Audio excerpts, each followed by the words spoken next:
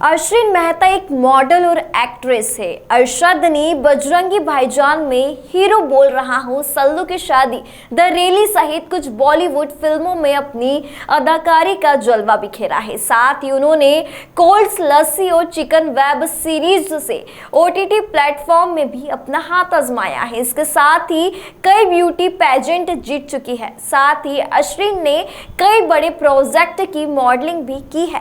स्वच्छ भारत ऐप की शूटिंग के लिए अरशद भोपाल पहुंची। इस दौरान खबर 100 से खास बातचीत में उन्होंने अपने अभिनय का सफर साझा किया है। हमारे साथ मौजूद है वेरी ब्यूटीफुल अर्शिन मेहता। इसी दिन बात करते हैं। अर्शिन, आपने अपना जो सफर था मॉडलिंग शुरू किया, तो किस तरह आपको ऑफर हुआ? क्योंकि पहले आप टॉपर थी, आपके कॉलेज में आप फर्स्ट आई थी, यूनिवर्सिटी की टॉपर थी आप, तो फिर कैसे टर्न हुई इस तरफ?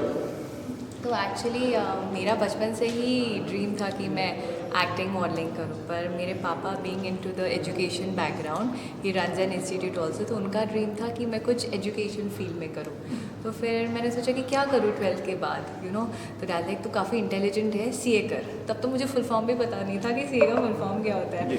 सो देन ही लाइक ठीक है, करती हूँ, देखती हूँ। तो मैं बिफोर 12th मैंने सीए एंट्रेंस भी पास कर ली थी, और फिर मुझे पता नहीं था कि सीए इतना मुश्किल है। पर मेरा ऐसा था कि अभी मैंने कुछ लिया ना, तो मुझे वो कंप्लीट करना ही है। मैं बहुत ज़िद्दी हूँ। तो दो बीच में काफ़ी हैसल्स हुए थे, मेरा पास नहीं हो रहा था, क्योंकि CA is one of the most toughest degrees in the world. तो फिर मेरा ऐसा था कि जब तक मैं अभी सीए पास नहीं करूँ ना, तब तक मैं कोई और फील्ड में नहीं जाऊँगी, चाहे वो मेरा ख्वाब भी हो या कुछ भी हो। तो पहले मैंने मेरे मम्मी डैडी का ख्वाब पूरा किया, फिर मैंने मेरा किया, और उसमें मेरे मम्मी डैडी ने काफ़ी सपोर्ट भी किया मुझे। सो इसलिए फिर पहले सीए मैंने कंप्लीट किया, then I am totally into acting and modelling now. लेकिन सीए कंप्लीट करने के बाद आपने अपने पेरेंट्स को किस तरह मनाया कि इस फील्ड में आने के लिए? क्योंकि उनका सपना था कि आप पढ़ लिखे एक अच्छी फील्ड में जाएँ और कोई एक बड़ा नाम करें। सो मम्मी तो मुझे अभी भी बोलती है, बट पापा बहुत सपोर्टिव है। कहीं ना कहीं हम सबको एक्टर्स बनना होता है अंदर ही अंदर, तो पापा ने तो मुझे बहुत सपोर्ट किया। बल्कि जिस डे मेरा सीए फाइनल रिजल्ट आया था और मैं पास हुई थी, नेक्स्ट डे मैंने मिस इंडिया का फॉर्म फिलअप भी किया था। तो डैड काफ़ी सपोर्टिव थे, क्योंकि अभी उसका एक बैकअप करियर तो था। तो मेन ऐसा होता है कि ये इंडस्ट्री में एक बैकअप करियर होना बहुत ज़रूरी होता है। तो उन्होंने बोल दिया था कि we are totally trust you, तुझे अभी जो करना है कर। तो या काफ़ी फैमिली और काफ़ी फ्रेंड्स भी थे, जो फैमिली फ्रेंड होते हैं, उन्होंने मुझे काफ़ी बोला भी, काफ़ी सुनना पड़ा कि क्या कर रही है, क्या कर रही है, सीए करने के बाद ये कोई करता है क्या, काफ़ी सुनने को मिला। बहुत डिफ़िकल्टीज़ हुई थी, बट पापा ने मुझे बहुत सपोर्ट किया। मम्मी थोड़ा एज अ मदर थोड़ा मुझे बोलती थी, बट डैड ने मुझे बोला कि तुझे जो करना है कर, आई एम बिहाइंड यू। अच्छा, अक्सर हमेशा देखा जाता है कि जो बच्चे पढ़ते हैं वो अपनी एक फील्ड अलग चुनते हैं। हाँ। लेकिन आप पढ़ने में टॉपर थी और उसके बाद आपने ग्लैमर फील्ड भी चुनी, तो ये ऐसा कॉम्बो कैसे देखने को मिला? टॉपर थी और ग्लैमर कोइंसिडेंटली मेरे पापा काफ़ी इंटेलेक्चुअल है, मम्मी काफ़ी प्रिटी है तो दोनों का मिक्सचर में बन गई। बट क्या पूछे आप? तो इनका कॉम्बो कैसे बनी आपको? वेल, कॉम्बो कैसे बनी, मैं मतलब मुझे पहले से ही इंटरेस्ट था। तो बचपन से मैं जब पढ़ाई भी करती थी, तो मैं जब कोई मूवीज़ देखती थी, जो पहले मुझे याद है कि मैंने दिलवाले दुल्हनिया देखी थी, तो जब मैंने काजोल को देखा था, मैंने उसकी एक्टिंग शुरू करना कर दी थी। तो जब मैं स्कूल में भी थी ना, मैं काफ़ी ड्रामाज प्ले सब करती थी। मैंने भरतनाट्यम किया है 7 साल तक। आप ट्रेंड डांसर भरतनाट्यम? यस, मैं भरतनाट्यम करती हूँ। अभी नहीं करती, पर मैं करती थी स्कूल में, और कराटे किया। तो ये सब चीज़ें मुझे इतना अट्रैक्ट होती थी मैं इन सब चीज़ों से, तो मैंने बोला पढ़ाई तो करनी है, पर साइड बाय साइड मैं इसके रिलेटेड क्या कर सकती हूँ। और काजोल को देख के मुझे लगा था मुझे यही जाना है, मुझे यही आना है। तो फिर सपोर्ट मिला फैमिली का, तो मैं आ गई पढ़ाई के साथ साथ। अच्छा, आप ग्लैमर फील्ड में आई, आपने काफ़ी सारे ऐड भी किए, मॉडलिंग का भी काफ़ी सारा कॉम्पिटिशन अपने नाम पे जीते हैं आपने। क्या लगता है आपको लाइफ का टर्निंग पॉइंट किसे मानती हैं आप?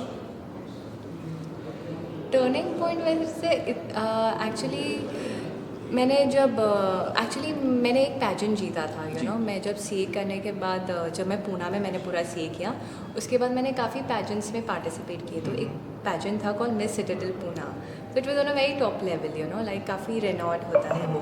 तो मैंने वो पैजेंट जीता, और उसमें बहुत सारे एक्टर्स आए थे एज जजेस एंड एवरीथिंग।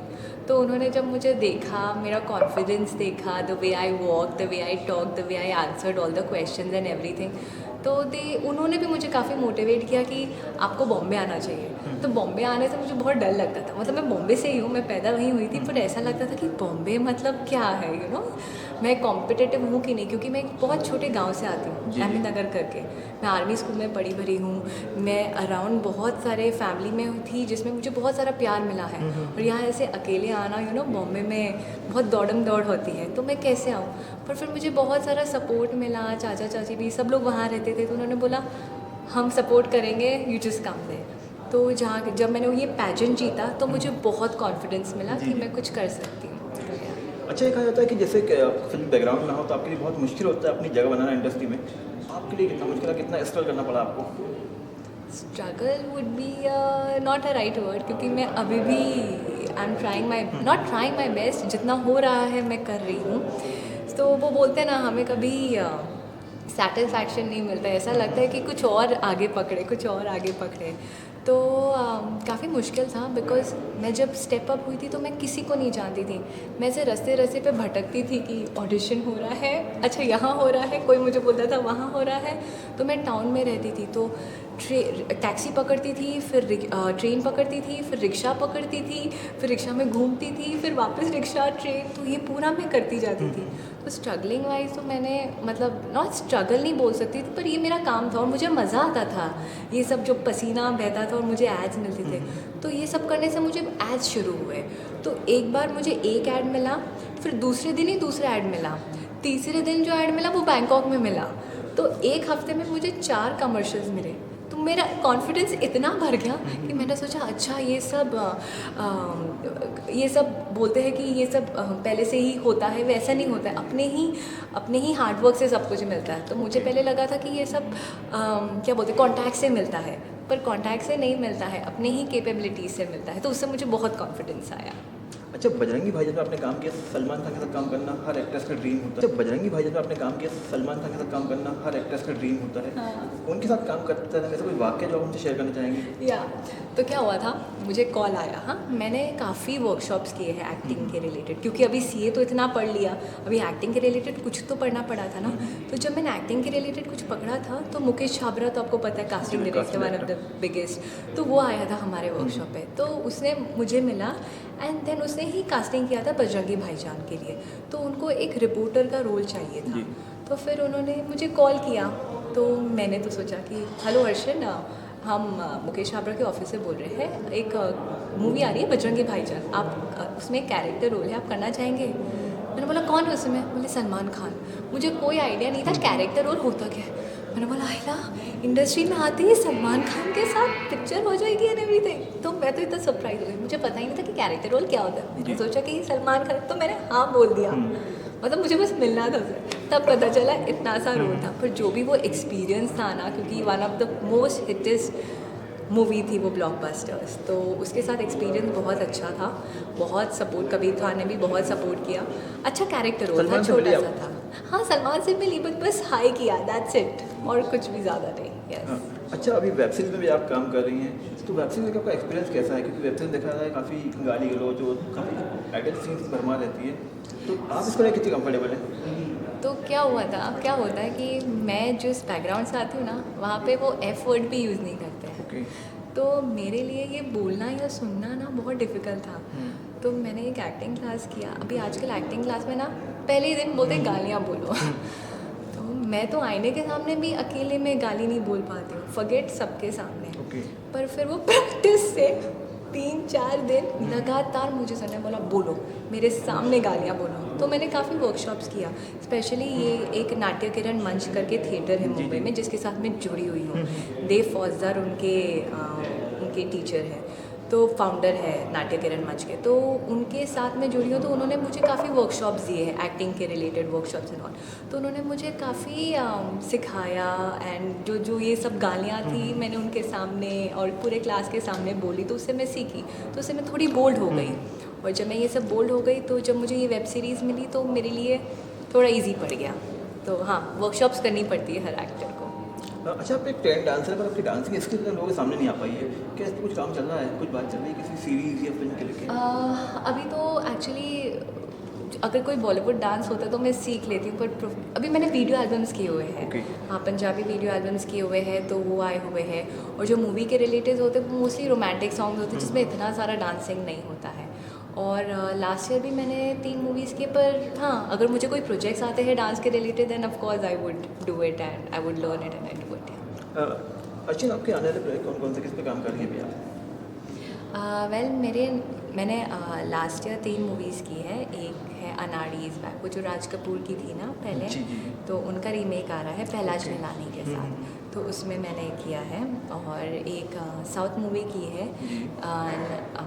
नीलकंठम, एक अवार्ड विनिंग डायरेक्टर है, उनके साथ द सर्कल कर मेरे सामने गालियाँ बोलो। तो मैंने काफ़ी वर्कशॉप्स किया, स्पेशली ये एक नाट्य किरण मंच करके थिएटर है मुंबई में जिसके साथ मैं जुड़ी हुई हूँ।